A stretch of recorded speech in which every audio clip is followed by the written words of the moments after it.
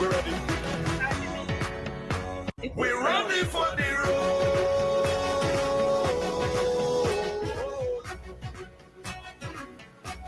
We're ready for the road. Okay, I'm in now. Now that you started to move, I'm in. Then you start in. We're ready. We're ready. Yeah, we're ready. We're ready. Yeah, we're ready. We're ready. We're ready. We're ready. Yes, the one that we sent to the people, SRS5. That's the one we clicked on. We can use right now. The one we sent to the people. The SRS5. So that's what I just clicked on. We're ready for the road.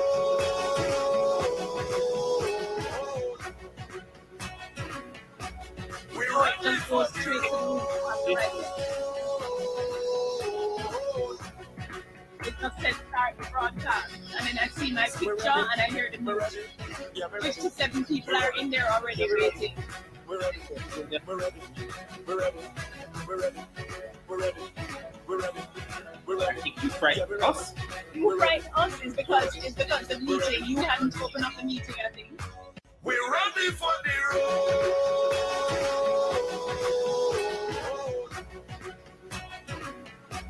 We're ready for the road. Okay, you need to. We're ready. We're ready. Yeah, we're ready. We're ready. Yeah, we're ready. We're ready. We're ready. We're ready. We're ready. We're ready. We're ready. We're ready. Yeah, we're ready. We're ready. We're ready. We're ready. We're ready for the road.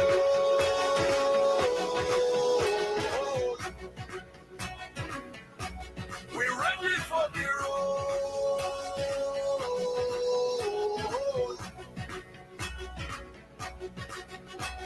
We're ready. We're ready. Yeah, we're ready. We're ready. Yeah, we're ready. We're ready. We're ready. We're ready. We're ready. We're ready. We're ready. We're ready. Yeah, we're ready. We're ready. We're ready. We're ready. We're ready for the road.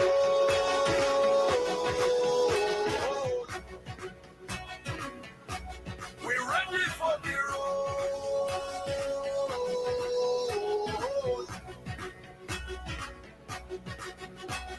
We're ready. We're ready. Yeah, we're ready. We're ready. Yeah, we're ready. We're ready. We're ready. We're ready. We're ready. We're ready. We're ready. We're ready. Yeah, we're ready. We're ready. We're ready. We're ready. We're ready for the road.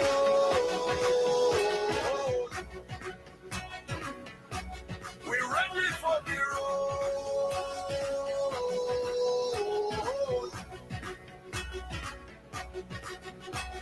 We're ready. We're ready. Yeah, we're ready. We're ready. Yeah, we're ready. We're ready. We're ready. We're ready. We're ready. We're ready. We're ready. We're ready. Yeah, we're ready. We're ready. We're ready. We're ready. We're ready for the road.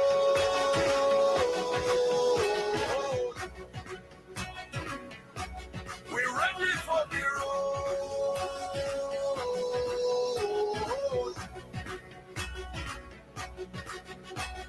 We're ready.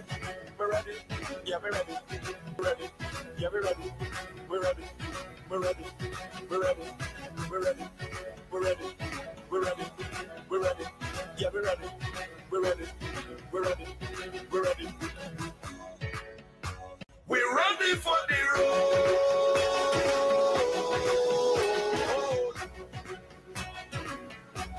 We're ready for the road.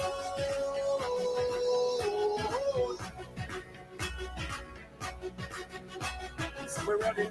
We're ready. Yeah, we're ready. We're ready. Yeah, we're ready. We're ready. We're ready. We're ready. We're ready. We're ready. We're ready. We're ready. Yeah, we're ready. We're ready. We're ready. We're ready. We're ready for the road.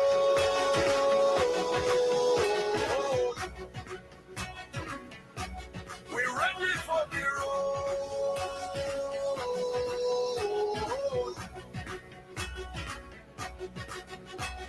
We're ready. We're ready. Yeah, we're ready. We're ready. Yeah, we're ready. We're ready. We're ready. We're ready. We're ready. We're ready. We're ready. We're ready. Yeah, we're ready. We're ready. We're ready. We're ready. We're ready for the road.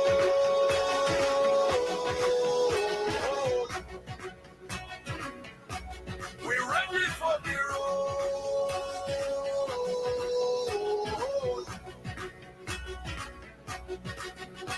So we're ready. We're ready. Yeah, we're ready. We're ready. Yeah, we're ready. We're ready. We're ready. We're ready. We're ready. We're ready. We're ready. We're ready. Yeah, we're ready. We're ready. We're ready. We're ready. We're ready for the road.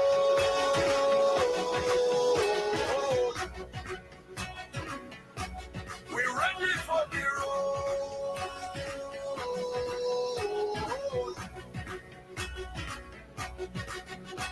So we're ready. We're ready. Yeah, we're ready. We're ready. Yeah, we're ready. We're ready. We're ready. We're ready. We're ready. We're ready. We're ready.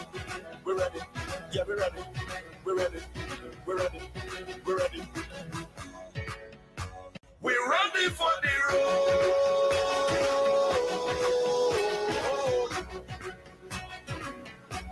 We're ready for the road.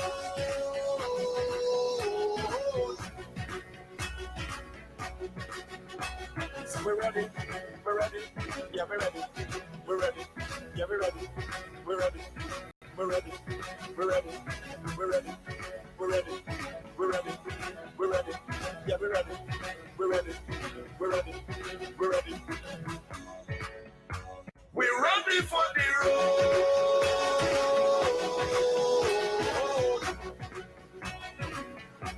We're ready for the road.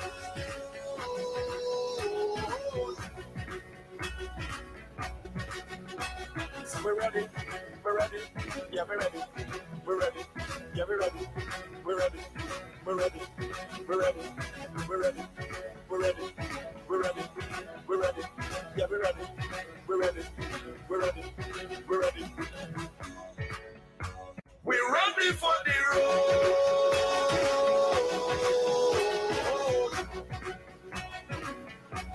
We're ready for the road.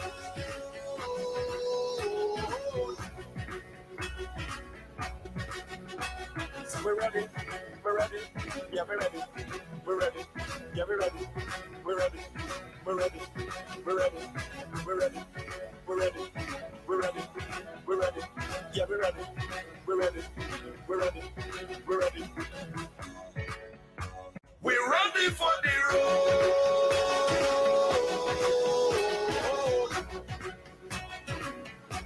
We're ready for the road.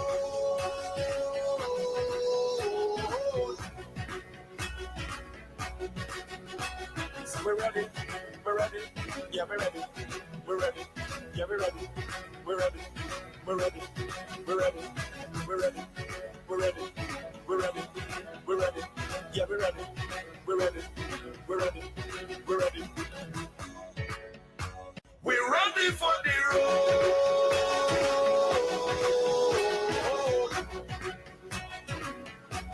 We're ready for the road.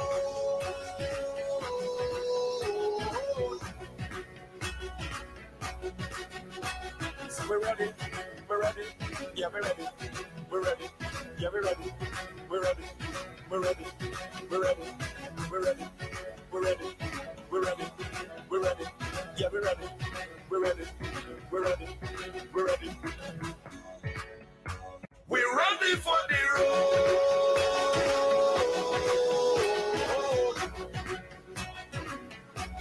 We're ready for the road.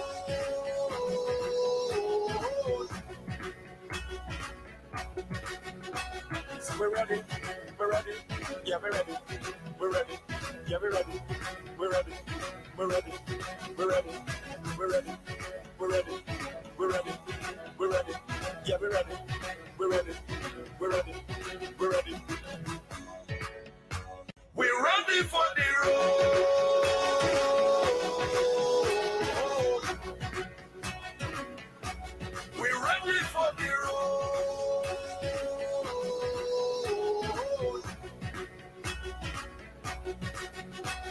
We're ready. We're ready. Yeah, we're ready. We're ready. Yeah, we're ready. We're ready. We're ready. We're ready. We're ready. We're ready. We're ready. We're ready. Yeah, we're ready. We're ready. We're ready. We're ready. We're ready for the road.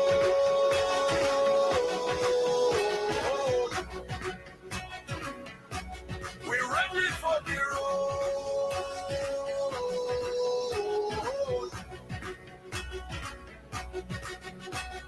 We're ready.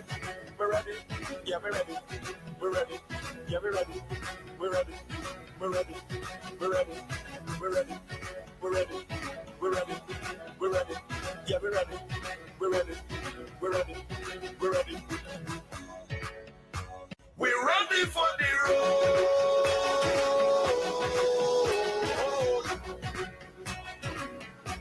We're ready for the road.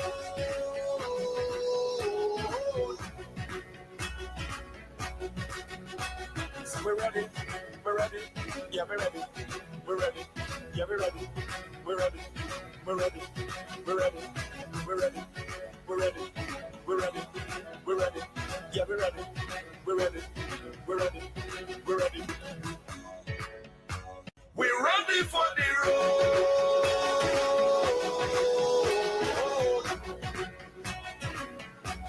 We're ready for the road.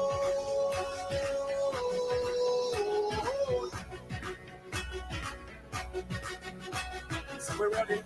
We're ready. Yeah, we're ready. We're ready. Yeah, we're ready. We're ready. We're ready. We're ready. We're ready. We're ready. We're ready. We're ready. Yeah, we're ready. We're ready. We're ready. We're ready. We're ready for the road.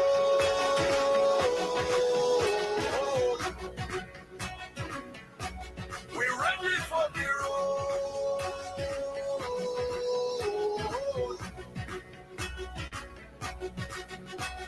We're ready. We're ready. Yeah, we're ready. We're ready. Yeah, we're ready. We're ready. We're ready. We're ready.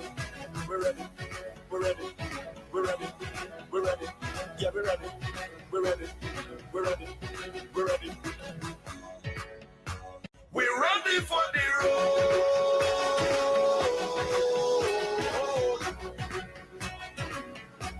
We're ready for the road.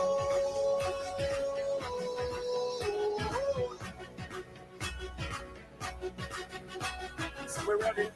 We're ready. Yeah, we're ready. We're ready. Yeah, we're ready. We're ready. We're ready. We're ready. We're ready. We're ready. We're ready. We're ready. Yeah, we're ready. We're ready. We're ready.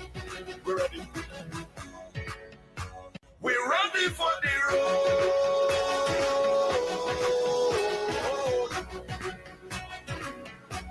We're ready for the road.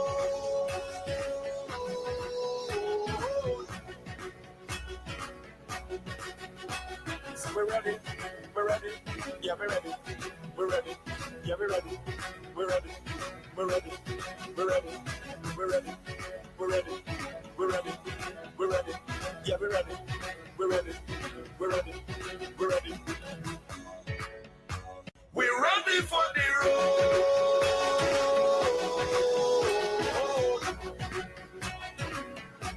We're ready for the road.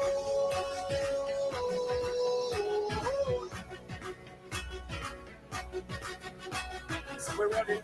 We're ready. Yeah, we're ready. We're ready. Yeah, we're ready. We're ready. We're ready. We're ready. We're ready. We're ready. We're ready. We're ready. Yeah, we're ready. We're ready. We're ready. We're ready. We're ready for the road.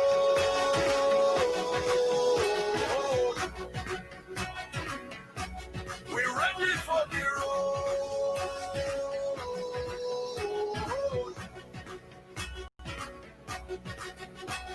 We're ready.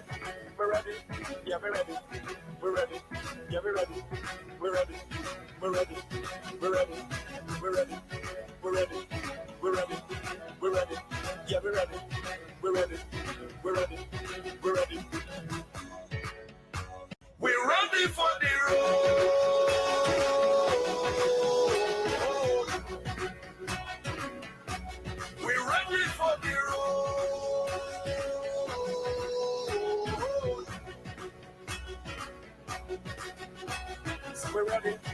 ready. Yeah, we're ready. We're ready. You're ready. We're ready. We're ready. We're ready. We're ready. We're ready. We're ready. We're ready. Yeah, we're ready. We're ready. We're ready. We're ready. We're ready for the road.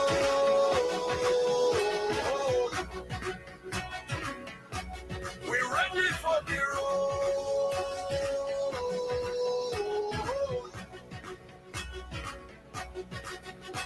So we're ready.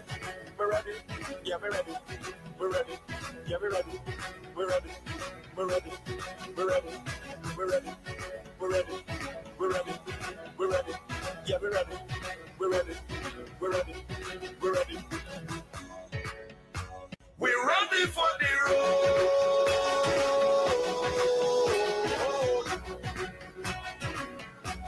We're ready for the road.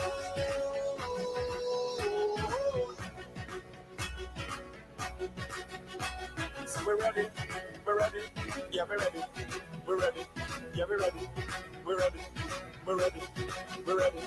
We're ready. We're ready. We're ready. We're ready. Yeah, we're ready. We're ready. We're ready. We're ready. We're ready for the road.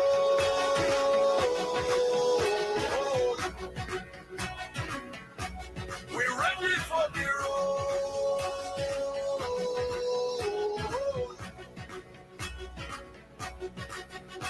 So we're ready. We're ready. Yeah, we're ready. We're ready. Yeah, we're ready. We're ready. We're ready. We're ready. We're ready. We're ready. We're ready. We're ready. Yeah, we're ready. We're ready. We're ready. We're ready. We're ready for the road.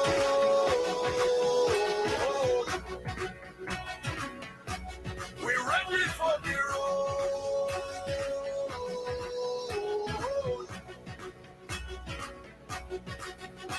So we're ready. We're ready. Yeah, we're ready. We're ready. Yeah, we're ready. We're ready. We're ready. We're ready. We're ready. We're ready. We're ready. We're ready. Yeah, we're ready. We're ready. We're ready. We're ready. We're ready for the road.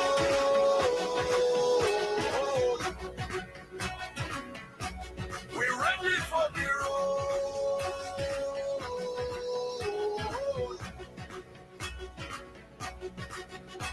So we're ready. We're ready. Yeah, we're ready. We're ready. Yeah, we're ready. We're ready. We're ready. We're ready. We're ready. We're ready. We're ready. We're ready. Yeah, we're ready. We're ready. We're ready. We're ready. We're ready for the road.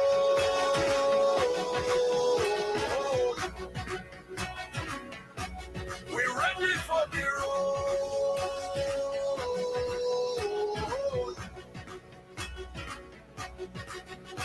So we're ready. We're ready. Yeah, we're ready. We're ready. Yeah, we're ready. We're ready. We're ready. We're ready. We're ready. We're ready. We're ready. We're ready. Yeah, we're ready. We're ready. We're ready. We're ready. We're ready for the road.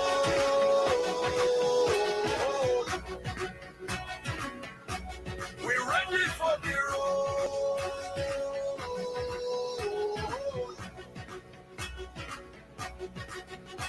So we're ready. We're ready. Yeah, we're ready. We're ready. Yeah, we're ready. We're ready. We're ready. We're ready. We're ready. We're ready. We're ready. We're ready. Yeah, we're ready. We're ready. We're ready. We're ready. We're ready for the road.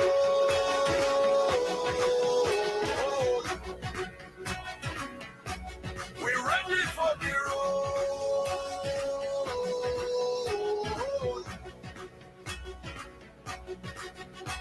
So we're ready. We're ready. Yeah, we're ready. We're ready. Yeah, we're ready. We're ready. We're ready. We're ready. We're ready. We're ready. We're ready. We're ready. Yeah, we're ready. We're ready. We're ready. We're ready. We're ready for the road.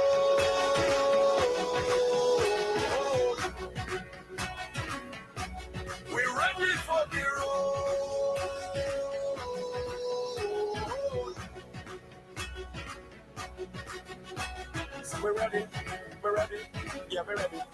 We're ready. Yeah, we're ready. We're ready. We're ready. We're ready. We're ready. We're ready.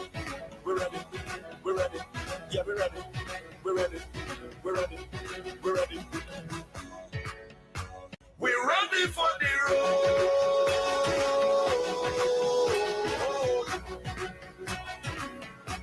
We're ready for the road.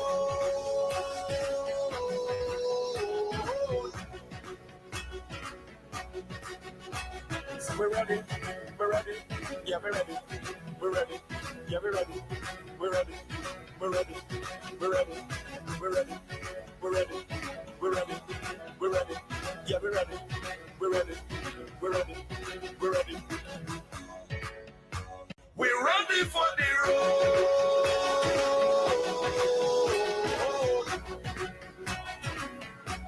We're ready for the road.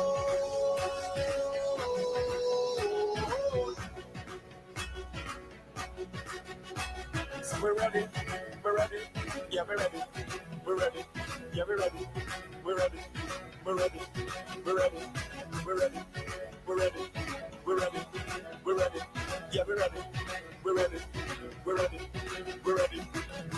Welcome, welcome. This is Education, the Remix. This is session 3.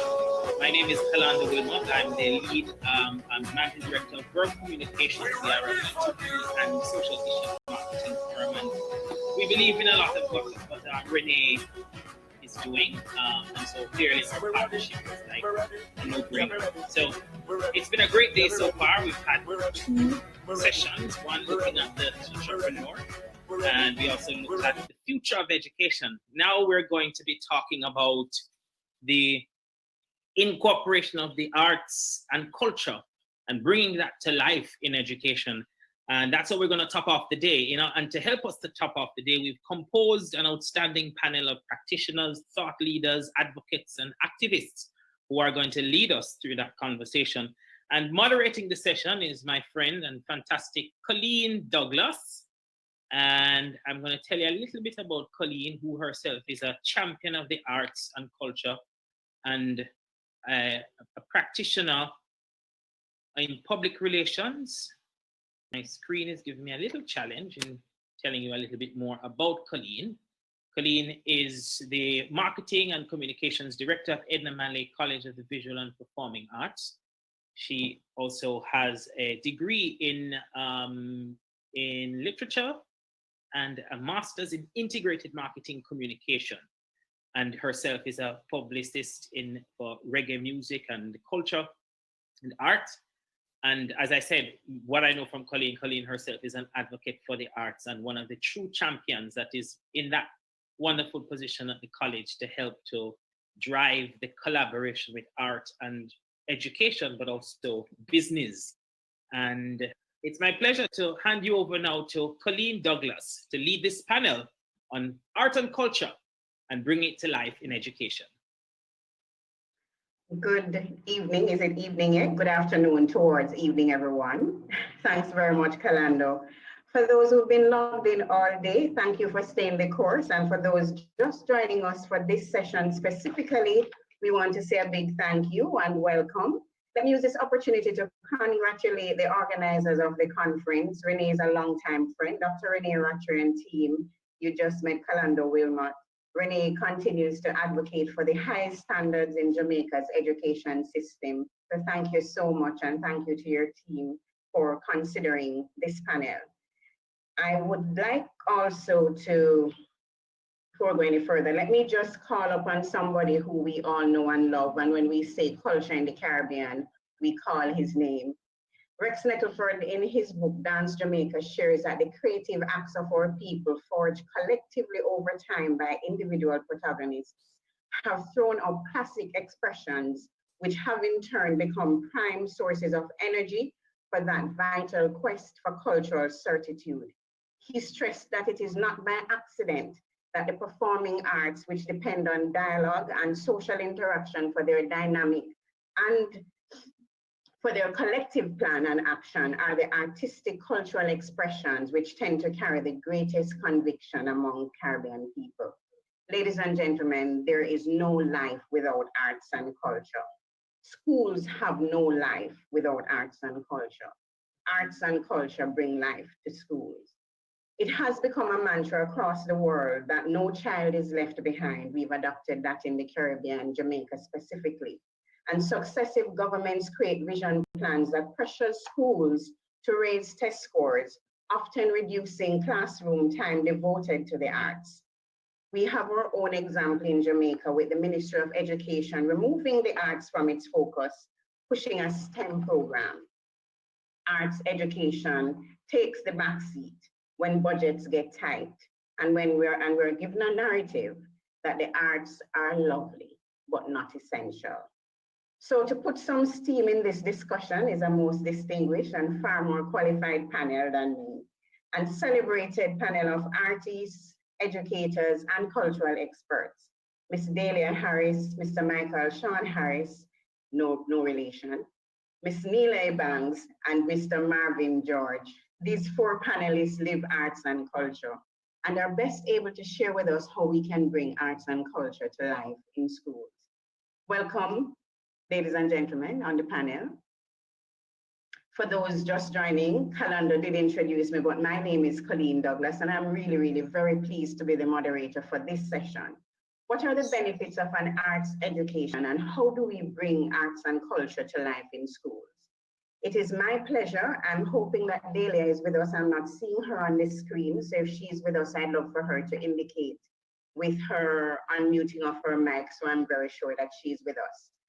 If I'm not getting that, I will wait to introduce Dahlia and shift to introducing my very good friend and colleague, Mr. Michael Sean Harris, who from the Woolmer's Boys Choir to Kathy Levy Players to a founding member of the Ashe Caribbean Performing Arts Ensemble, where he now serves as board secretary and a foundation director, has always had a deep and abiding passion for music.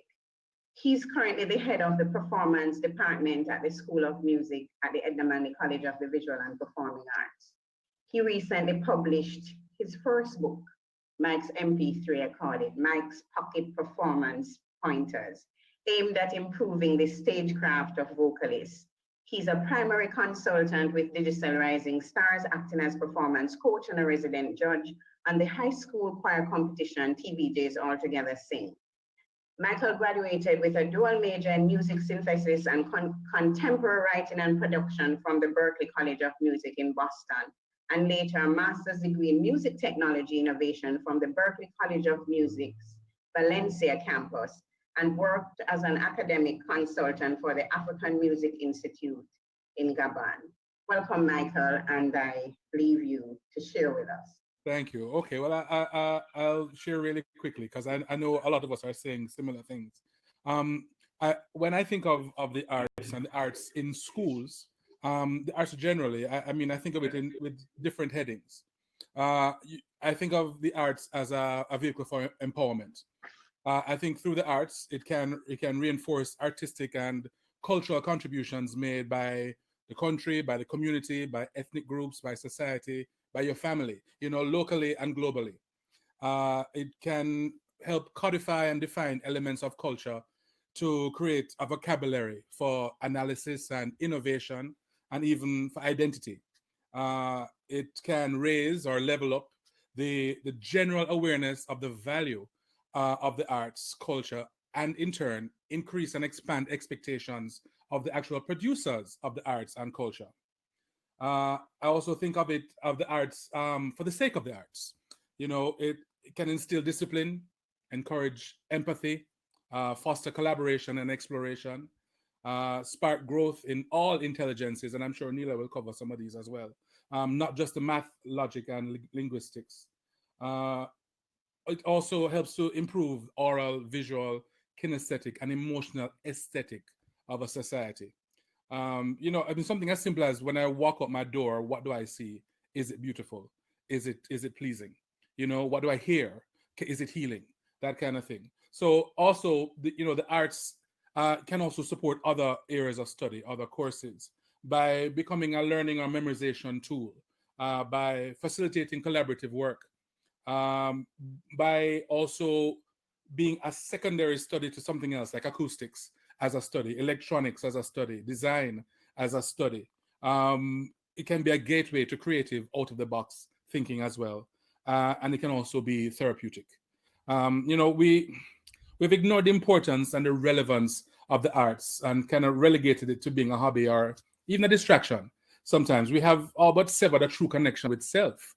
I mean, we beat the feeling nature into a corner, disregard the value and aesthetics, and to mental and emotional wellness, and we are entertained by the obvious, and we've seen this recently, the obvious displays of mental illness in the entertainment media, and we see so many merely adopting the identities thrust upon them by the loudest voice, and when the principal, and I think when we had the meeting before, I said I was going to mention this. When the principal of a prominent high school, with established arts programming, can say, when they asked her if she could host a pilot for a performing arts high school, and she says no because she doesn't want people to think her students are stupid. That's a problem. We can see that there's, we can almost feel like the damage is done. When the Ministry of Education can insist on approaching somewhere like the Edinburgh College, like a teacher's college, and ignore the international examples of how a tertiary arts institution should or could operate and advance, we can certainly wonder where we're headed. That's all I have to say so far. Thank you very much, Michael. I listened to the appeal almost at the end of your presentation, but want to really remind us of something you said initially earlier in your presentation, that discipline, that the arts allows us to teach discipline, encourage empathy, and spark growth in all intelligences that we sometimes really, really overlook. So thank you so much, Michael. I'd like to introduce our next speaker, Miss Neila Ebanks, who is the Acting Director of Studies at the School of Dance. She holds a Master of Arts in Physical Theatre from the University of Surrey and Royal Holloway University of London, a Bachelor of Science in Sociology from UWI Mona, and a Certificate in Dance, Theatre and Production from the Edinburgh College of the Visual and Performing Arts at the School of Dance. Up until 2008, Neila was the Chief Examiner for the Cape Performing Arts Examination and was also the first ever dance recipient of the Commonwealth Connections residencies. Her diverse Jamaican and Caribbean connections include work with her company, Encompass, I hope I got that pronunciation right, Continuum Dance Project, the Stella Maris Young Adult Ensemble, the University Dance Society, La Cadco United Caribbean Dance Force, Dance Theatre Jamaica, Ashe Performing Arts Company, Movements Dance Company, the Company Dance Theatre, and the NDTC of Jamaica. I said that in one breath. I deserve a round of applause. But share the applause for Ms. Ebanks, who will now share with us her own perspective on bringing arts and culture to life in schools.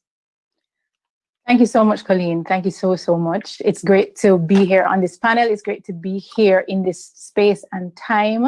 I think in as much as COVID-19 has pushed us to the brink of some things, for artists, the brink is an exciting place, because then we get to see, how to jump over the many ways we can leap over, and we get to also lead. And that, I think, is one of the integral things when it comes to thinking about the arts in schools.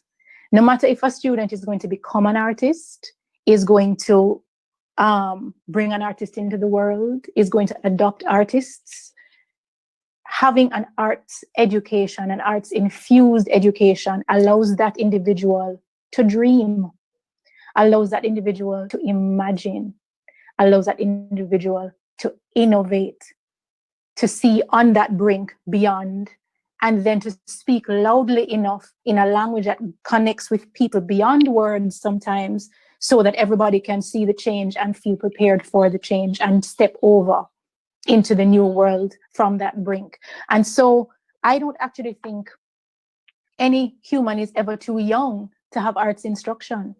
I think a common misconception is that you instruct people in the arts so they can become artists. And then that dovetails with society's wrong idea that the arts are not valuable, whether financially or otherwise. However, humans require the arts, require culture. The arts distill your cultural experience, which is why you have these artifacts from time immemorial that can tell you what had happened in people's lives from before. But humans need that to, as my colleague Michael said a while ago, to become more empathetic, to understand self-respect. So whether or not you're going to become an artist, it's beautiful if you do. Please, if students are have aptitudes for the various art forms, and I'm going to plug dance here, particularly a physical art form, not a problem. Intelligences are multiple, as Howard Gardner has told us, educational theorist has told us. And so, of course, you can push them in that direction. But the arts education is important for every single student within a school experience, especially in terms of how we have grown to understand school, how the legacy of schooling has been handed down to us, in terms of a formal kind of space with the teachers in a certain kind of thing, particularly if we're focusing on education now that is student-centered, which is where educational theory has been moving towards. You need student-centered classrooms. You need student-centered experiences. Leaving the arts out of that leaves almost the kind of humanity and humanization out of the experience. For me, it is not enough for the arts to be co-curricular or even extracurricular. Co-curricular is good. Michael spoke about using the arts in a way to teach other subjects, to help with memorization and so on, music and math, for example, dance and biology. Some very good linkages can happen there. But the arts cannot remain extracurricular. And we still expect to have a cohort of students, of graduates who can be innovative, who can change the world. I mean, the biggest rocket scientists, of course, have to have calculations that are precise, but they also have to have imagination. They must be able to actually envision the fact that we could go there. Where does that come from? So we have to broaden the discussion to see what it is that we are considering to be the arts, and to expand that to say who needs to experience the arts, to recognize when we are experiencing the arts every single day, the clothes you choose to wear, the makeup you put on your face, the color of your sofa. That's an artistic choice and experience. Imagine if you had been, inundated with the arts when you were younger, how much more colorful and wonderful your life would be at this point in time. So that is my message for educators, particularly. The arts are not outside of you. And you have a responsibility, I think, to include that into your students' experience. And it's for Jamaica's sake, not just for the students' sake or for your own sake. That's my many cents. Thank you so much, Neila. The arts are within you. I think that's a beautiful note to introduce our next panelist. A good brethren from parts of the world that he likes to claim. But Marvin George is a theater maker and teaching artist, currently serving as the Dean of the School of Drama at the Edna Manley College of the Visual and Performing Arts. Thank you so much for this advertising, Renee. Every time I say Edna Manley College, I think I should get a raise of pay. He's a Commonwealth scholar, committed to interrogating traditional Caribbean cultural forms and their applications to performance making and popular development. He thus serves as a co-director at the Mont d'Or Cultural Performers, Arts in Action, Caribbean Yard Campus, and Juve Haiti, I hope I get that right, in his native Trinidad and Tobago. The latter is a traditional masquerade in creative education program, the work of which also forms part of his proposed PhD study, Making Mass with Development, Making Development with Mass. He holds a Bachelor of Arts, first class honors in theater arts from the University of the West Indies, and an MA in Theater and Development Studies from the University of Leeds. Ladies and gentlemen, Mr. Marvin George.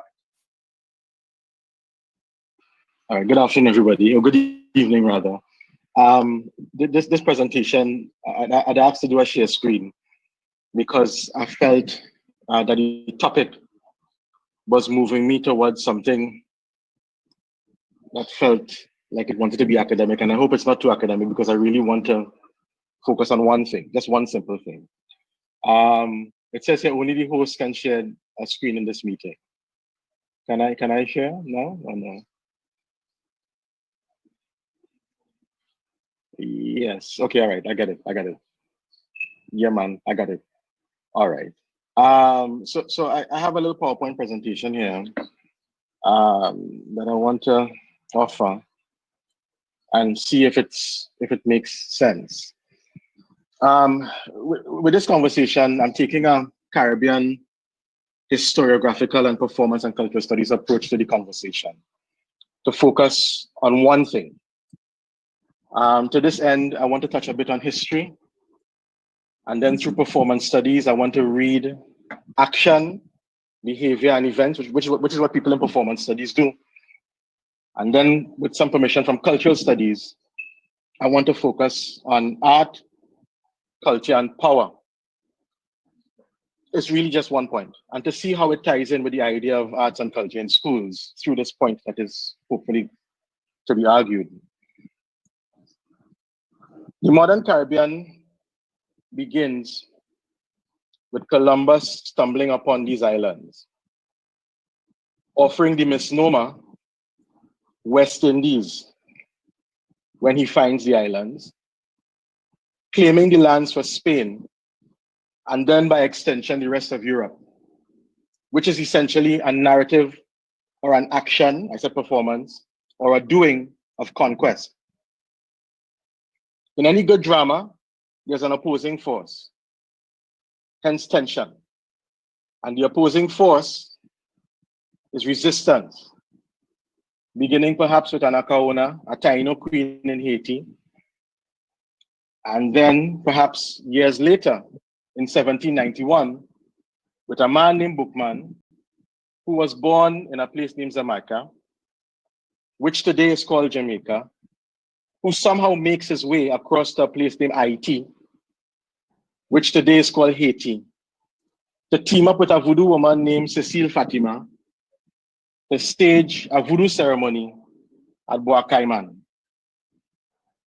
That event, which actually happens in August, it's a couple hundred years ago on August 13, I think, just a few days ago is the anniversary, is the beginning of the Haitian Revolution, which becomes the first act of reparations or reordering of all that happens in the Americas. And it is the precursor to emancipation and independence movements that might happen in the Caribbean and the Americas thereafter. Now, we have to think about this. What we've just set up is the idea of a voodoo ceremony. And if we know about voodoo performance, then we know that it involves drumming, singing, and dancing. In other words, it is a cultural act or a cultural fact that sparks the movement that overturns what the order of the Americas was up until Columbus came. And then that cultural act or cultural fact is immortalized in Haitian paintings like the ones I'm showing you here now. And then later on in plays like Sir Derek Walcott's Haitian Earth. And then C.L.R. James's Toussaint Louverture, which becomes a play that we call today the Black Jacobins. Essentially, it is art and life and art in perpetuity, which is the logic of performance theorist Richard Schechner's performance loop. This loop discusses the relationship between social drama, which I don't want to take time to explain right now, but in the phrase, we could get it. It discusses the link between social drama and aesthetic drama. In other words, the drama in real life, and then how it feeds into what we aestheticize to make plays. And this loop is going on and on and on and on and on. In other words, there's a relationship between life and art, which is not unique to drama and theater. It is every artist's work. Playwright, thespian, dramaturg, researcher, Ebanks writes, if theater is about anything, it is about the power to transform self, to affect others, both being and behavior. He says also it is a shared power given to the one who acts or divests. And that power is given to the person who acts by those who testify their presence. In other words, Bookman and them fellas and them had real power. Cecile Fatima had real power because by their action, We have to make plays about them. We have to remember them in art. And they are given memory by those who are willing to testify, those like us who make art, who invest in the memory or that initial action and then put it in a play. That power to make theater is released only to those whose life force is strong enough to evoke it. That is both for the person who is acting in the original enactment and for the person who is invoking and playing the role thereafter. Regardless of status, color, politics, or morality. Force, by whatever its morality, has its function and merit, and it must be recalled or theatered and placed at man's disposal. End of quote. I'm positing here, therefore, that arts in schools is only also an exercise, for example, in gaining and preparing our best talents for an industry, whether yard or foreign. I'm saying that by merits of this logic, art in schools or arts and culture in schools is perhaps, if that kind of historiographical and performance and cultural studies analogy is valuable, is perhaps at the center an enterprise in self-definition. And through a close examination of our history and the ways in which we perform and act, and that action having meaning in our lives might matter, it is self-definition as it is about reparations, where reparations is, yes, about the money that ought to be had for the injustices that began this civilization in its current configuration. But it is also how we have made a civilization for and of ourselves in repairing ourselves. I'm offering this as the arts and schools, as the arts and culture in schools conversation. And I'm offering it because this conversation is happening days after emancipendence, when in this space, we had the thought of denying a dreadlocked child access to education. And I'd stop there. I'd stop there for now. Thank you so much, Marvin, for that perspective. It was actually very sobering. Let us make amends by ensuring that the arts and culture are definitely alive in schools. I'm looking to see if Dahlia has joined us. I'm hoping she catches us for the major part of the discussion. We're going to shift now a little bit into just general discussions.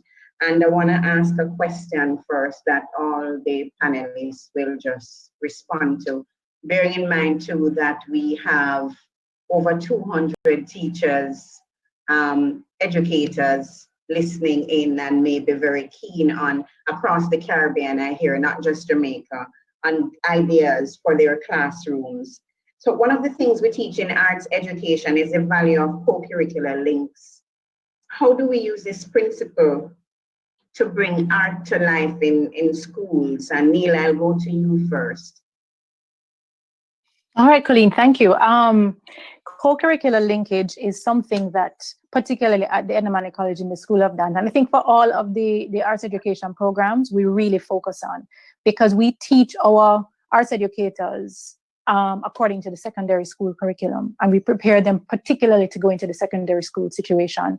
And so, because we know about the value of arts education, we are able to instruct them in ways that allow them to create synthesis for their students. And this is what the co-curricular link really is. It's synthesis. It's using something. Eminent educator Barbara Requa, one of the founders of the School of Dance, always said, you have to take your students from the known to the unknown. Take them from what they know into what they don't know. so that it's an easier movement for them, as opposed to just dropping stuff that they don't know on them and trying to test them to see if they can figure it out. Yeah. And so in that student-centered approach, going from the known to the unknown, then you are trying to make sure that, and things that are artistic are very easily known. Dance hall is very easily known. Stuff that is coming from posters is easily known. Movement, dance hall movement, or other kinds of popular dance movement is easily known. You can use those things to enliven the other subjects that you are also teaching.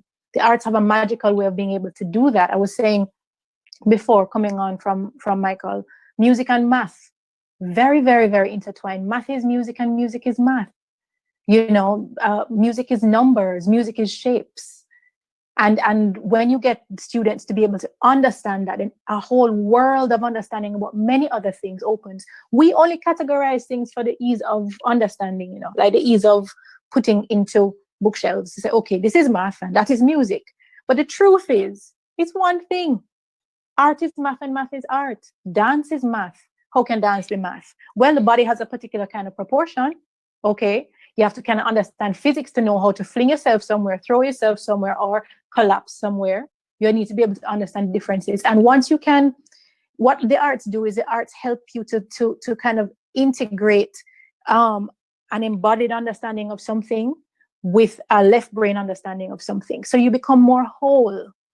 So a co-curricular thing, for example, could be very easy. You can use movement along with biology. You could use an example of how a heart beats, and you can have your students actually physicalize that. You understand? If you're studying pulses, if you're studying the circulatory system, you can involve, you don't have to have a whole class around it. You don't have to have a dance class around it, but you can give them a physical experience based upon your topic that would allow them to retain and understand in an embodied way. So it's not something that they're trying to do to learn by rote. It is something that they understand because they have felt it. At the School of Drama, Elizabeth Montoya Steelman, wonderful senior lecturer there, has used the physicalization of the vocal cords and so on for her students to be able to understand it so well that they can teach it to their students in secondary school situations. So what we're asking you to do, even if you are not trained in the arts, is to look at your content area from another perspective. I'm a dancer, I'll still look at it upside down, right? I'd say, okay, turn yourself this way and look at it. What would that look like to the child in your demographic? How can you make it more interesting? Can you talk about colors with it? Can you talk about shapes with it? Can you find the movement in it? Is there any music in it? Can you work like Dr. actually has been doing with Science Genius and actually use the love of dance hall and our students' ability to make rhymes out of everything and have them understand the principles of mathematics and science? Brilliant stuff. And in that way, they take charge of their information. It really becomes theirs. And then they're able to disseminate, innovate, be imaginative, and take us into a wonderful future. Wow, yes. Let's see. Neila, I'm going to ask Michael Sean Harris to just jump in as the musician amongst us. All right. Well, I mean, I'm gonna, for the first part, I'm gonna flip it, because I mean, I think sometimes we ask how the arts can serve something else. When I went to Berkeley, something else served me in my pursuit of the arts. I had done physics and biology and chemistry when I was in school, and at some point I was wondering, why did I do this? But then I went to Berkeley and I started to pursue music technology, and because of that, I had to do acoustics. I had to do physics in music school with the the science of sound and all those things, and I was instantly happy. I was like, oh, all of this is very familiar now. Thank God I did physics, because it's serving me well now.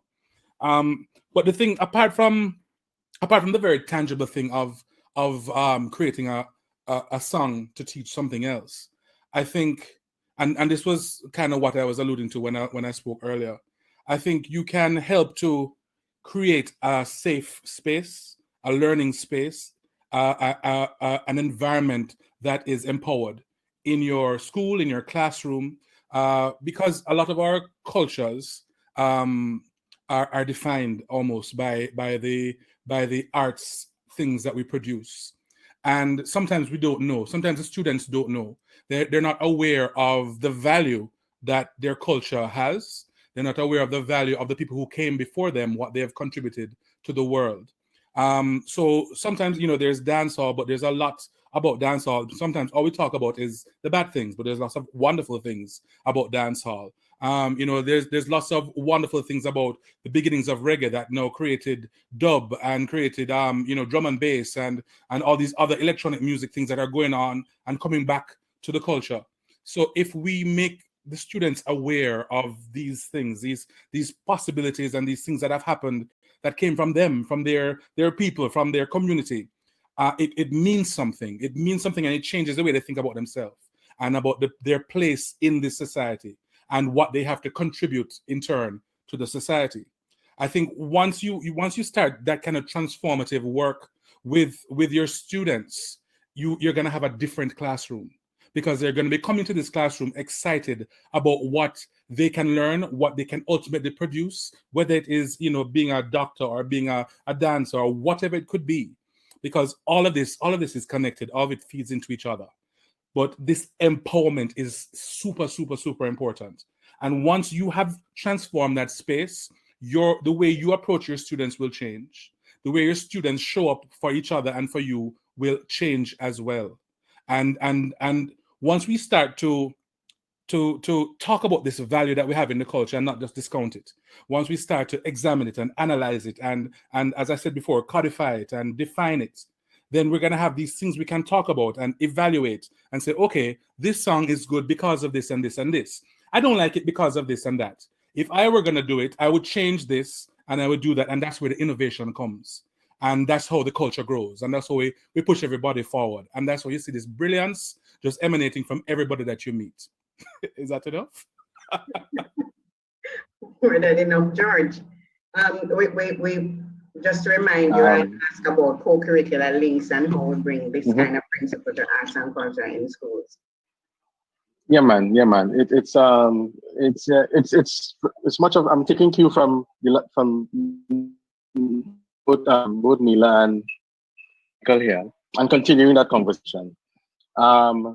It is looking at the art and looking at its text, its context, and then its prototext, what it wants, right? Let's say. So, for example, if we would, let's take music, for example, like dance, like drama. If I play in drums, if I pick up drums to play, I might play a rhythm, and Michael might tell me the rhythm is this is music talk, right? 4/4, right? That's timing, right? Now, but simply by engaging our conversation on timing, we into mathematics already. 4/4, right? 3/8, right? And there are rhythms that work on those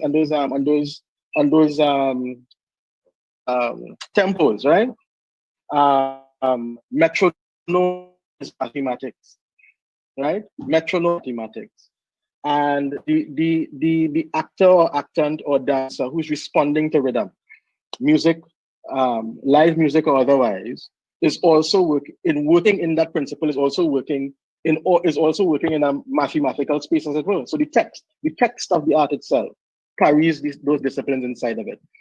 I'm saying, to continue where we started in this co-curricular conversation, that the context of the art also takes us to all the co-curricular areas. In other words, if we were to look at the performance of any one of the arts and the context that produces it, it is also a way of it is also a pathway for the art to take us back to other kinds of learnings, right? In other words, what accounts for different styles of music? If we interrogate the music and the context producing it, we'll probably find out something in history, right? Right? Because the context of the form tells you something, and the context of the form is a history lesson. If you look at the prototext, and by prototext, I mean what the art wants to do, what the art is asking us to do. That is where the artifact is organized, or the sociofact is organized, right? Where art becomes a way of organizing an idea to advance something for somebody else. So I'm saying that whichever position you interrogate the thing, right? Context, text, prototext, however you look at it in its different layers and so on, art is going to show you the very many ways in which you can interact with co-curricular. right? With the co-curricular material, and it's all there, and that is not even talking yet about the multiple intelligence theory and those kinds of things that allow us access to different kinds of understandings, which the practice of arts and culture tap into, right? The different kinds of intelligences are directly fed into by what ways of engaging in art will provide you. You know, so it's there. The extent to which we're willing to continue to argue that and to bring people into that kind of conversation is the extent to which we move from STEM to STEAM. Okay, I'm seeing a question. I noted Suzette in the group was speaking about the way we assess, that we might have to also reconsider assessment tools or methods in the classroom. And as she placed that, I remember teaching literature to a group of visual arts students, and they struggled with the essays, like really struggled with the essays. And I thought that based on their responses in the classroom, that the essays weren't telling me enough about their interpretation of text. And I remember I said, you know what, let's just move away from grading essays now. Whatever medium you use as your own art form, as a visual artist, can you, based on your interpretation of this book, it was Schoolmaster, just redesign the cover. Let's send him a new cover. So you had printmakers, you had graphic designers, you had painters, and I was amazed at the quality work I got, but also it didn't change the meaning. They were clear when they gave me their statement that the meaning that they would have come out in the essay came out. So how do we say to a teacher now who probably has not had any kind of exposure to any kind of arts education and assessment?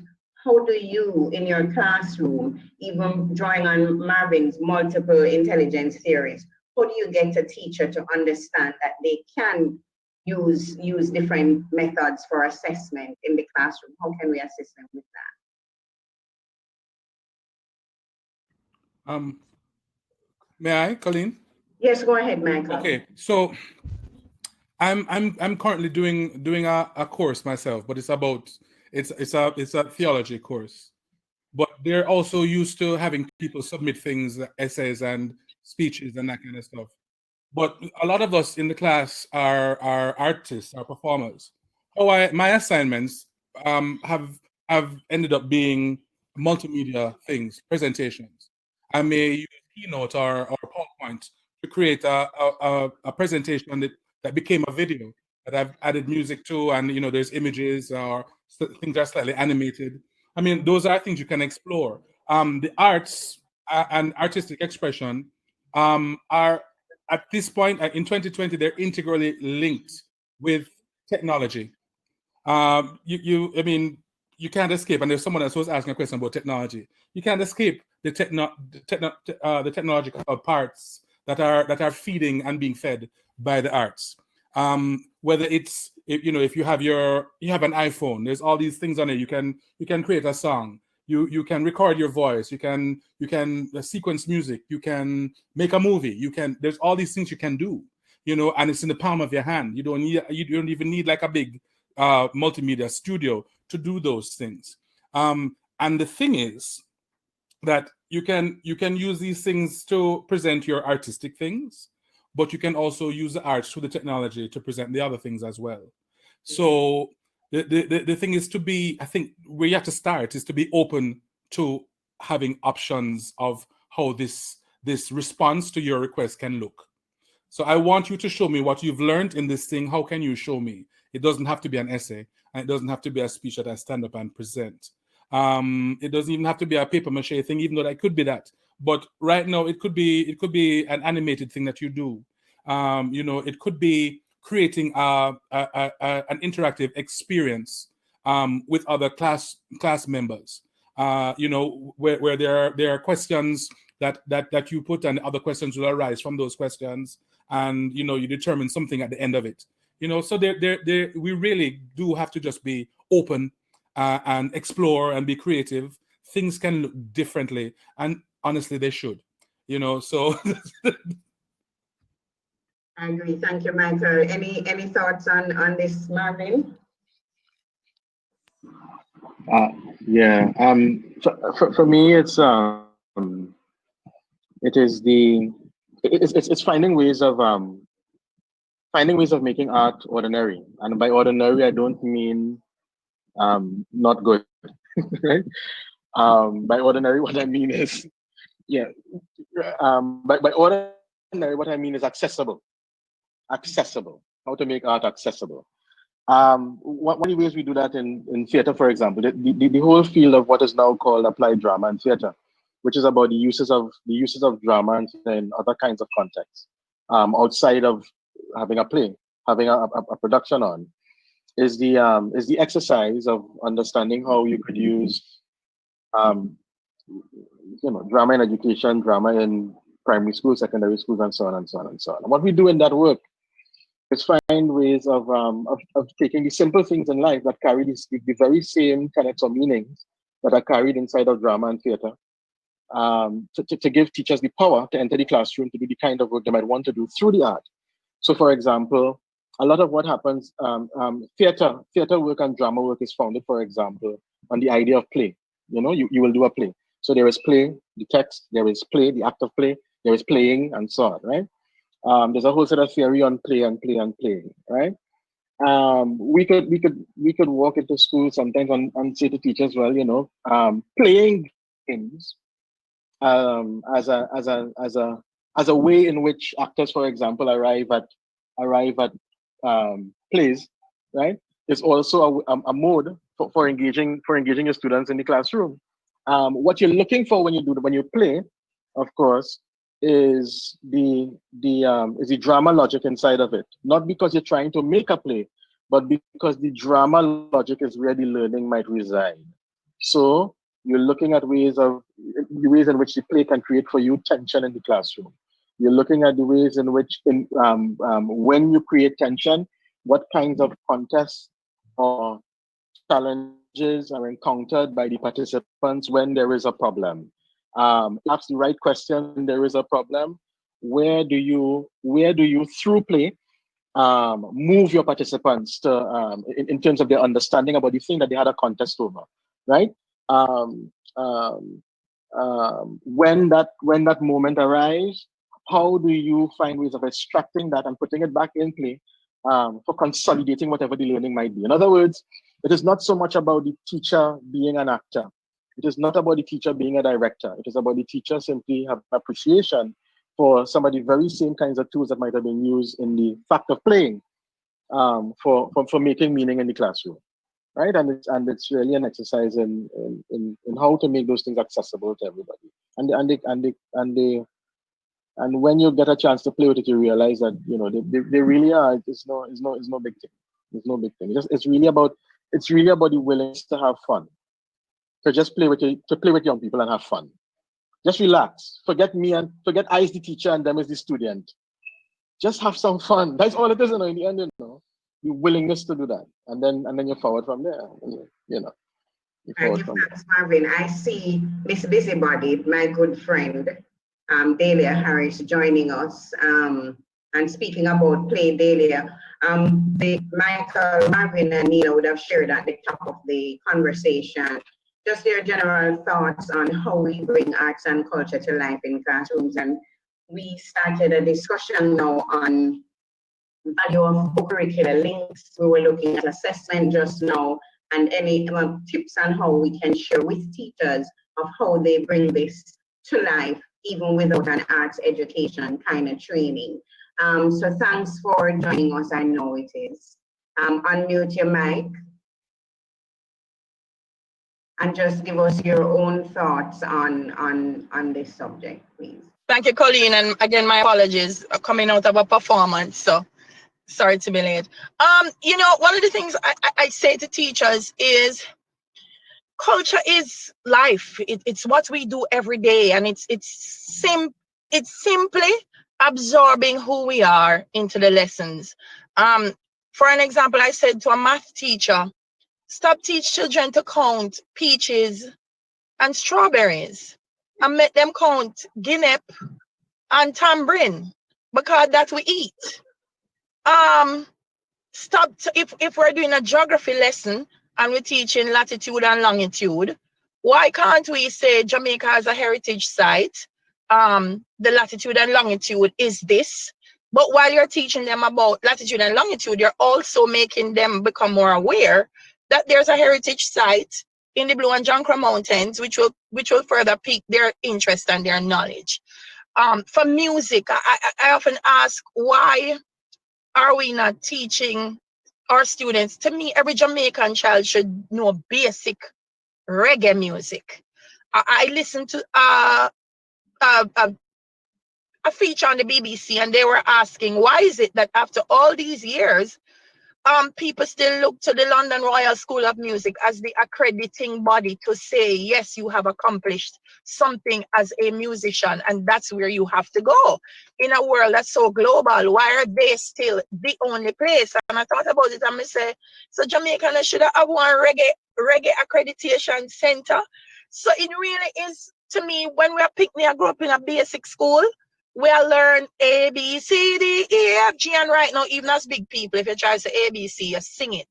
But after we get to high school, it's like we forget to, that's a part of who we are. So I think it's simpler. It's simpler than we make it out to be. It's just accepting who we are and putting the things in place of who we are as a people. Give thanks, Dahlia. It's very interesting how you just merged nicely with Marvin's statement about making the arts ordinary. I am a little bit not sure of what Nadia Lewis Gordon is saying in the chat, that art and creativity is messy. But I dare say there's nothing wrong with being messy. You know, that going in the box and joining a line is an injustice we do to our children. But as Dahlia bring up the issue of culture, I begin to wonder the fact that we have to consistently explain to teachers, to explain to parents, to explain to our society that culture is life, it's everything that we are. Are we really doing a good job of, in the classroom or at the teachers' colleges where people are being trained, are we allowing them enough to understand what culture is so that they can impart appropriately to Caribbean children? So I'm glad you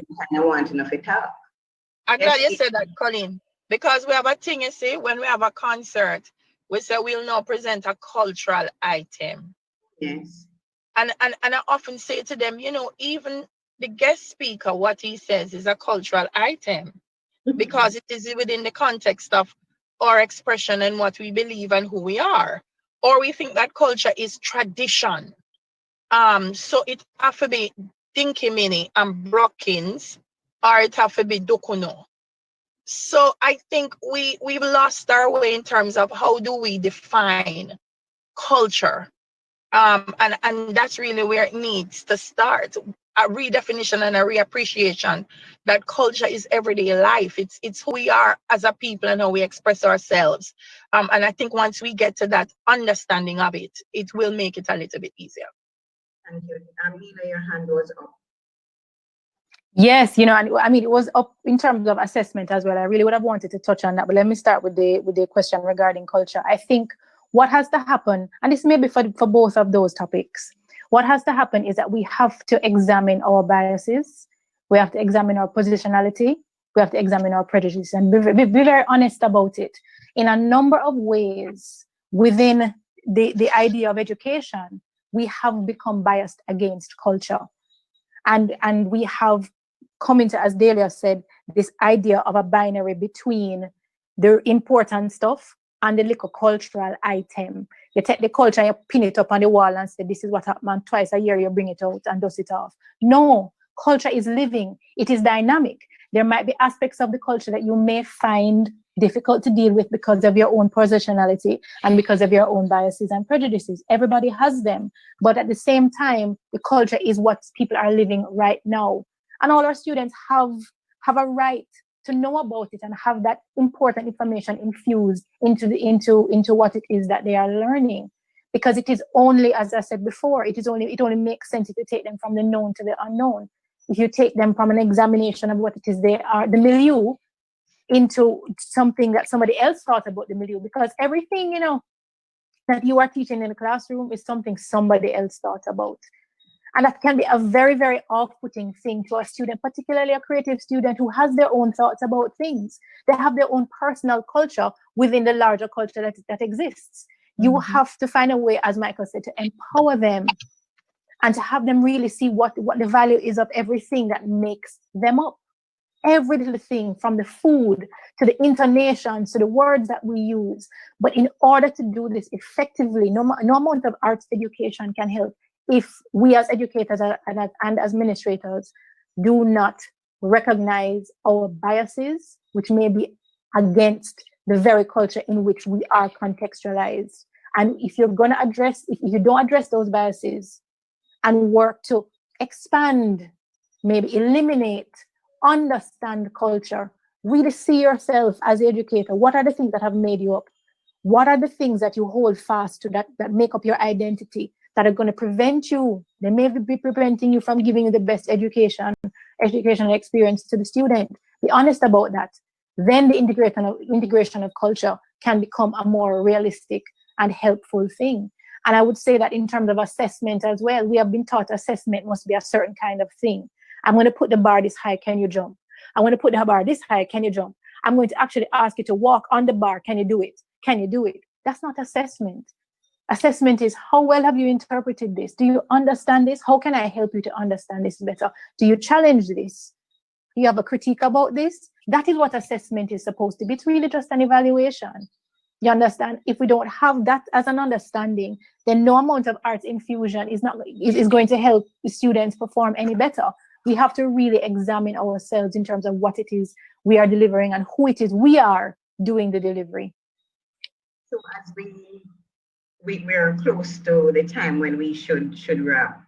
There are a number of things that Dahlia touched. So now I'm just gonna tell my child, G is not for grape, G is for Guinea, J is for jackfruit. But how we use art, something you mentioned now, Neila, the truth is that we have cultural diversity. How can we use the arts to teach about cultures in the classroom? And an understanding too that our children are children in the Caribbean, of the Caribbean. How do we ensure that we maintain that in the classroom through the arts? George, I'm jumping off to you. So can you repeat the question, please? Oh no, I lost you again. One more time. Oh, okay. I was muted. How can we use the arts to teach about cultures in the classroom, ensuring that our students are appreciative of cultural diversity? Yeah. I think the for me I begin with culture as opposed to with art. And by culture I also mean the inheritances, the performance and traditions of the space. And the extent to which we could tap into what is traditional music, to what is traditional dance, and so on, is the extent to which we first confront something about ourselves that remains unresolved for us, and hopefully, if in that confrontation, the thing has value for us, meaning for us, fun for us, and so on, then we could move on to the next thing. Because the confrontation is the critical part of it. The thing about culture, however, is that culture in and of itself is not necessarily confrontational, because it's working through an art form half the time. And so in many ways it's fun to sing a song, it's fun to do a dance, and whatever the cop is in your head that preventing you from accessing it in the first place is not there at the point of the engagement, because the thing is already okay, it catch you already, right? So for me, it is first about making contact with culture. Somebody asked a question a while ago that creativity is messy. But that's what culture and art is. Culture, creativity, art is a journey for me. where, for example, creativity is the mess. It is the experimentation with the thing and playing with the thing and so on. It's the process where the thing doesn't have to be neat. Art is when the thing is distilled. And so I'm saying that first for me is about culture. Then it's about creativity. When you play around with the thing, what you get, and then you make art. And if we allow ourselves to make those kinds of journeys, I suspect that there's something beautiful on the other side for all of us, right? On the one side, we can reconcile the things that we have problems with in the head and in the spirit and rebellion and so on, which is part of the history plays. And on the other side is where the self-definition is, and where we're able to take the thing that is probably ours, or even if it is not ours in the end, depending on how we define ourselves, and make something beautiful for ourselves and for everybody else. That's the journey for me. Am I muted or I'm open? Yes, I'm open. Thanks so much, Marvin. I'd like for us to leave, or we started with opening statements. I want you to leave your statement. A lot of time, so we have these sessions. We have technocrats who are planning curriculum and are planning our education programs for us. How do we know shift from top-down mandates to really actively bringing arts and culture to life in schools? I'm going to start with you, Dahlia. Just come and want to make sure I'm going to lose you. So let's start with you, move to Michael, Sean Harris, back around to Neila, and then to Marvin to close. Yes, I'm going to do it and then head back to the post meeting. That's an interesting question, Coleen, because the curriculum in terms of education comes from the top down. The only thing I can see is, you know, in curriculum, there is always a general guideline. So we want the children to learn this and we want them to learn that. At the school level, the autonomy now is going to have to be the how. How do we get them to learn these things? Because if the idea is, I need to know, as I said, this theory or this theorem, how do we use culture to tell stories? It's the things that we expose them to. It's a tough one because, as Neila says, there's assessment and there's evaluation. And if the ministry said this is how it has to happen, then for a teacher to try to balance that is a delicate thing. So I don't know if I have the answer if it don't come from the top down. It has to come. It has to come from there because that is how the system is structured. All right, thank you, Dahlia. Michael? Yeah, well, I mean, I agree. It has to come from the top down, but I think the top needs to be informed by the rest of it. The top cannot be in a bubble and dictating what these things must be. You know, I think the important thing is to recognize that there is value in all of it, in even the things that we might perceive as negative. And I'll say something like you know, people calling out to women on the street. It's a part of the culture too, and it's hurtful and it's negative and it impacts people. But there's a way you can even use that in a classroom to affect change, behavioral change. I think all of it. I mean, to the melody of our speech, wherever you come from, there's value in that. I've used the melody of someone telling a story and taken the notes from that melody and created cards and something else just from their speech alone. Everything has value, and we just need to be open to recognize it. Wow, it is so it's exciting, is what I'm going to say.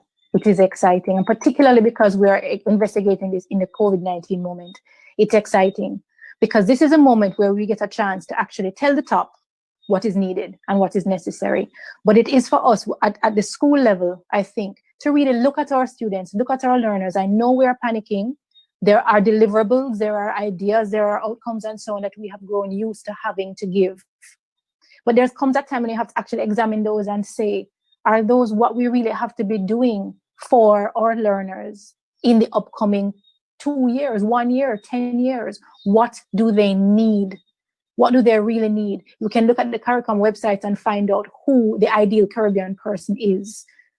How are these things that we have inherited as curricula, as modes of testing, as content? How are those things central to the creation of the guidance of this ideal Caribbean person, particularly in the 21st century, particularly during the COVID times.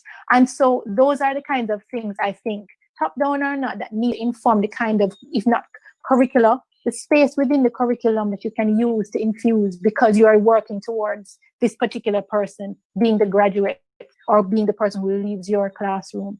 And the culture and the art is extremely important to doing that. So use the opportunity of this moment to re-examine, rethink. If there is a lesson plan you've been using for for many years to teach the same thing, look at it again, figure it out differently. Figure out if that content is even really necessary. Some things are actually just-in-time learning, you know.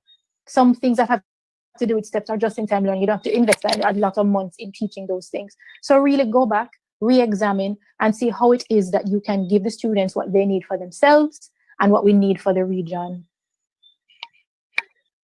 Mr. George.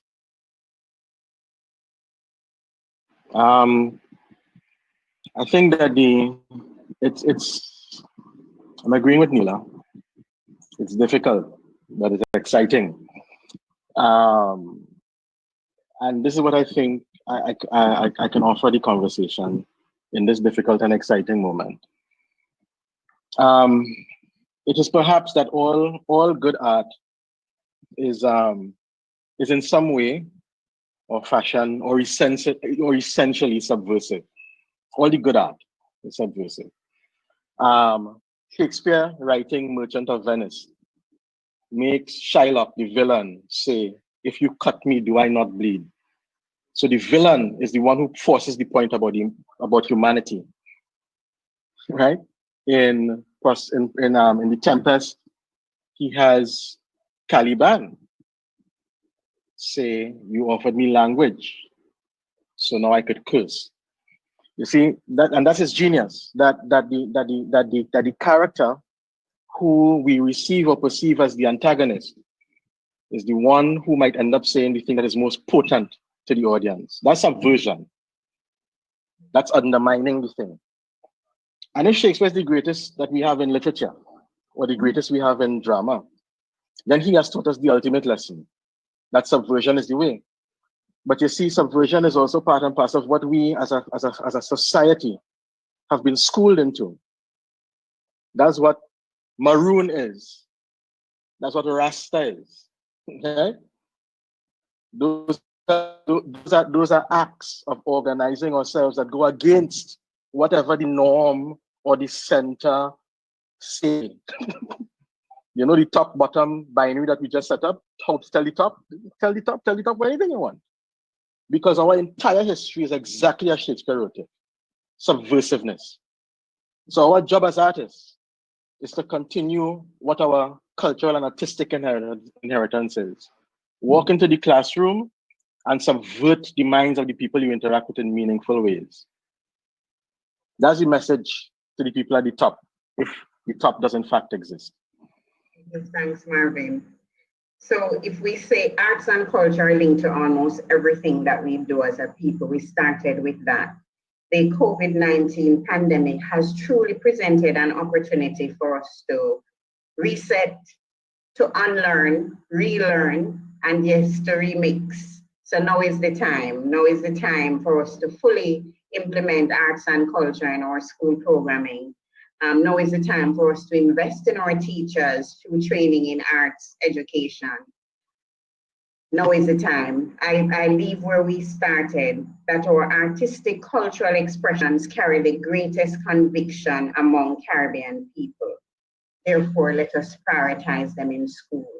A very big thank you to our panelists, Dahlia Harris, who had to step away again, Mr. Michael Sean Harris, Ms. Neila Ebanks, and Mr. Marvin George, my good friend them and colleagues. The organizers, Renee Rattray, Dr. Rattray, Kalanda Wilmot, good friends too. Thank you so much for this opportunity. Thank you for insisting and for ensuring that arts and culture are indeed prioritized by making it a part of this remix conversation. And to our audience of teachers who've been participating in the chat, we appreciate the comments that you've been making.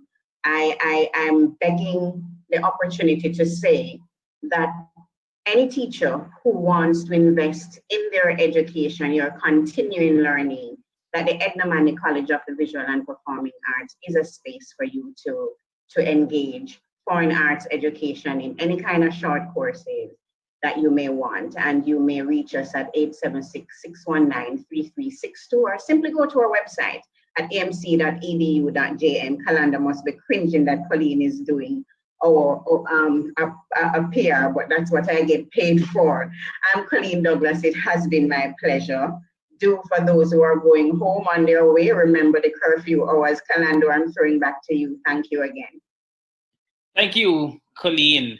No, we're okay with you sharing. I mean, this is a time of collaboration and sharing and everything. So it's fine that you encourage the teachers to seek to embrace Edna as another space that they can get further education to make what they do better. It's math, it's philosophy, it's science, it's history, it's language arts, it's cross-cutting, it's perspective altering. Art and culture coming to life in schools can do all of that. And it's a perfect way for us to, you'd think that we would, after a long day would feel a little tired, but I feel very energized. It's a very high energy way to kind of close out the session.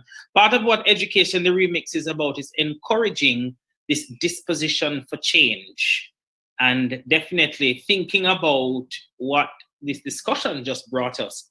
If we're in that disposition for change, then we're very happy to pivot to a new way of thinking about the work that we do in education. I'm going to invite Dr. Rattray to join me now so that we can look to these final words as we prepare for tomorrow. Dr. Rattray, Renee. Oh my goodness. Yes, Calando, I feel full. I'm energized myself. It feels, I just want to breathe. I want to do one of those things that Neila was talking about, because I just have to deep breathe. Because there's so much to take in, and this conversation is obviously one that we must keep happening. How do we not value who we are in the ways that we should? Because who we are is just the richest thing ever. Everybody wants to be us, and we don't love being us. We are a big country on a small island. Yeah, we are. We really are. I love that. The impact that we've had. But I guess there's much for us to get over in terms of learning how to accept who we are and love that. Because we were initially taught that what we have and who we are is not good enough because it didn't look like somebody else's things. Marvin shared that so beautifully. I'm so glad you shared what you shared today, Marvin, and that you followed spirit. And because it was extremely powerful. Yeah, that context was very good to imagine, how did we get here, and understand that. And understanding how we got here is very critical to knowing how to change where we're going. So that was pretty good. So I'm so excited. In Education, the Remix, what we're doing is trying to have conversations that don't often get heard and shared and thought through and discussed. That's really what we're doing. We're trying to ensure that everybody is a part of the conversation, and not just the conversation, but move to act and move to get involved wherever you are in your little space, and also to advocate for change, whether you're a parent or a teacher or a member of the public. Because there are many people on here who don't have children and who are not teachers, but just know that it's important to engage in this way. And throughout for the next day, you're going to be experiencing many conversations that will not only have educators, because this is a community project. Education is all about a team. And so I'm happy that we are able to come together like this and that you took the time, each of you who is on here. I think there are 100 and how many people right now, Calando?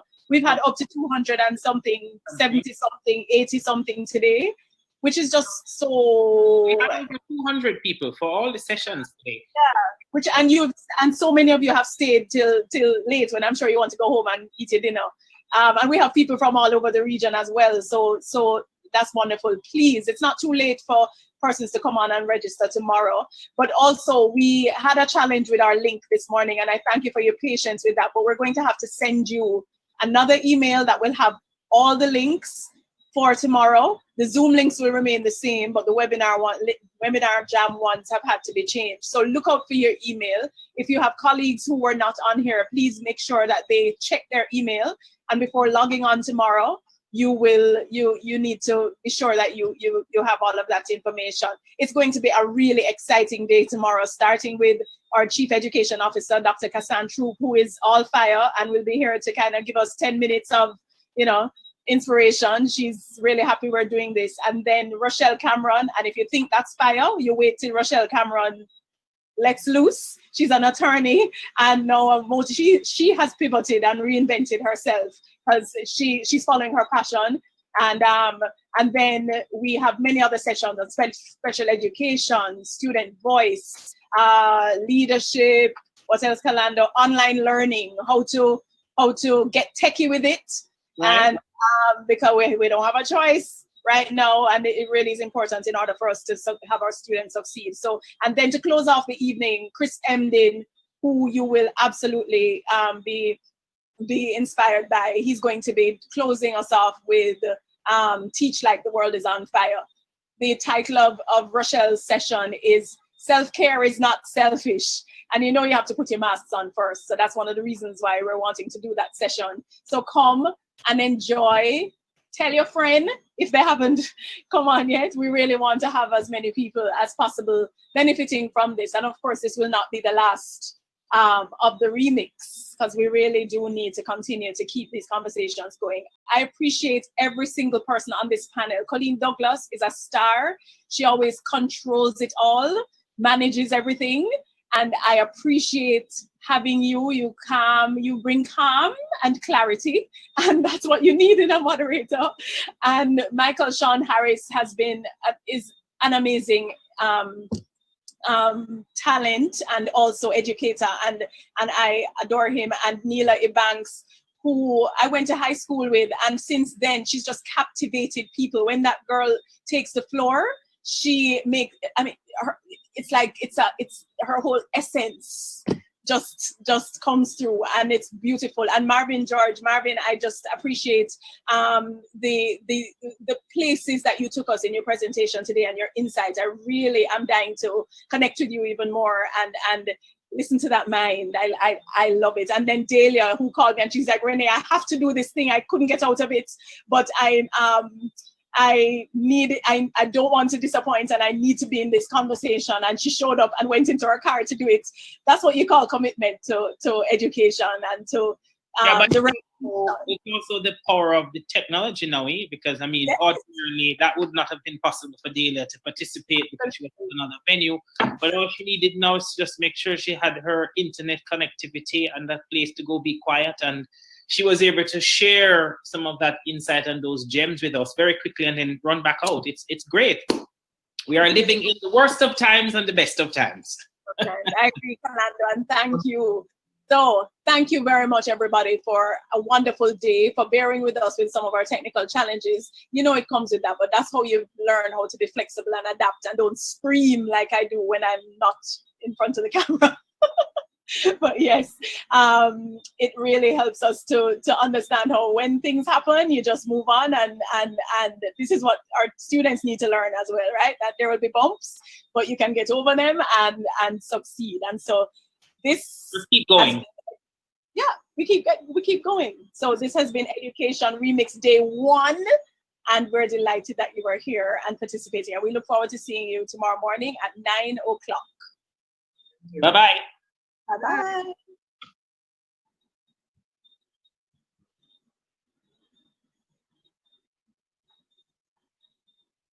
Are we still live? I am not sure. Are we still live, Shango?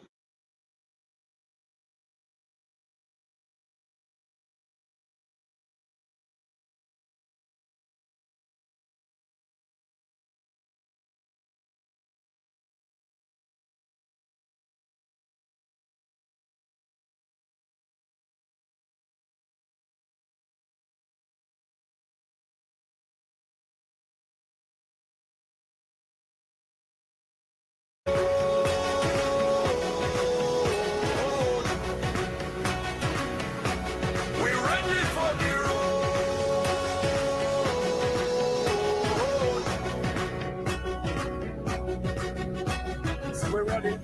We're ready. Yeah, we're ready. We're ready. Yeah, we're ready. We're ready. We're ready. We're ready. We're ready. We're ready. We're ready. We're ready. Yeah, we're ready. We're ready. We're ready.